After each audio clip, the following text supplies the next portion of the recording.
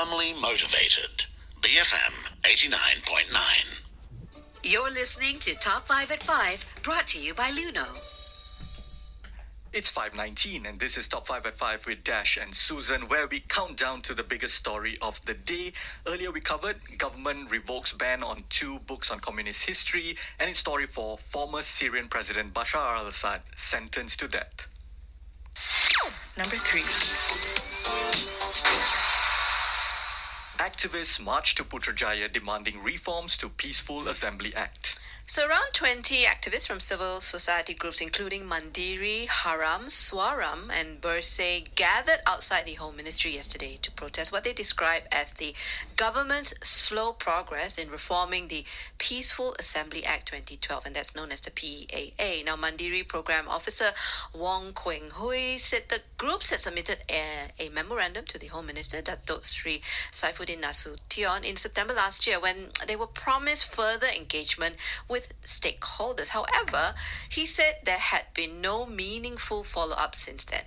In a new memorandum, the groups called for the establishment of a stakeholder engagement committee on the PAA reforms and for the government to adopt 10 UN principles and guidelines on peaceful assemblies. Now, you can go and read up on what those 10 principles are, but I'll bring up a few that include every person has the inalienable right to take part in a peaceful assembly, force shall not be used unless strictly unavoidable, the collection of personal information must not interfere with privacy or other rights, and this one's particularly interesting. Business enterprises have a personal responsibility to respect human rights in the context of assemblies. So several speakers also accused Pakatan Harapan of failing to deliver reforms it had championed while in opposition, urging the coalition to use its remaining time in government to fulfill its promises. Haram President Brendan Gunn warned that continued delays could cost the Madani government support, particularly among young and progressive voters. Now, the protesters handed the MOU to a representative from Saifuddin's office who said the ministry would study their demands, respond to it, and remain open to further discussions. Yeah, so I think this is something that I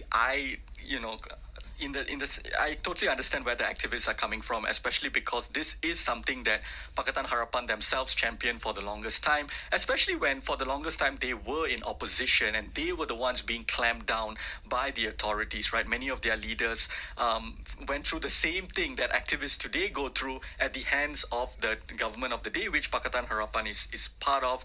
I think this act needs to be reformed, but one particular thing about the act in its current form that I think definitely needs to change is right now, if you want to do a protest at a particular place, right, you need the permission from the owner, the business owner, which is ridiculous especially if you are protesting against that very business. So if you work in a bank and you want to protest against the bank, obviously the bank's not going to give you permission for it. It's a protest. So I think that needs to be removed altogether. Indeed, right? I think obviously there was this whole notice period question as well. It has 5 days notice.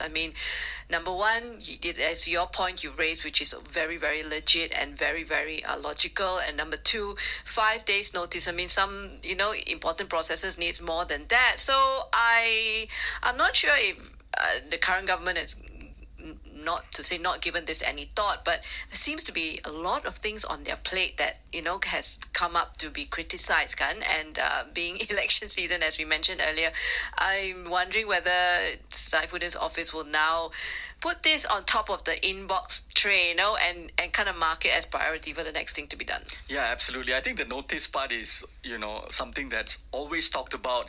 But I think it's worth bringing up that in this last year, July, the federal court struck down Section 9.5, ruling that criminalizing failure to give 5 days notice was unconstitutional. So they are saying that part of the act is unconstitutional to begin with. So that was a win for, activists and civic space in this country's freedom of speech as well. If you have thoughts on this story, you can call us. Share, do you think this act needs to be reformed? The number is 77332900. You can also send us a voice note or WhatsApp at 018-789-8899.